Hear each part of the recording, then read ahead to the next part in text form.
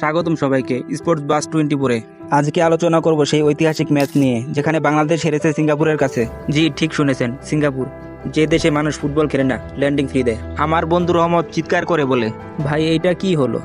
আমি তো ভাত বন্ধ করে খেলা দেখলাম, আর এইটা দিল সিঙ্গাপুরের কাছে হার। সিঙ্গাপুর তো দুনিয়ার একমাত্র দেশ যেখানে রেফারি বেশি পাস দেয় খেলোয়াড়দের চেয়ে। দেখুন, আমরা যেহেতু গরম আবহাওয়ায় খেলি, ওরা ঠান্ডা দেশে থাকে, এখানে বেশি পার্থক্য ছিল। আর ওদের গোলকিপার ছিল 6 ফুট 2 ইঞ্চির, আমাদের ছিল ফটোকিপার, পাতা উল্টায় গোল খায়।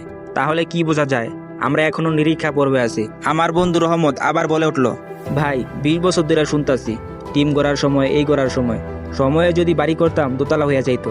এখন দেখি টিম করতেছে কাদায়। আসলে খেলোয়াড়দের মনোবল নিচে ছিল।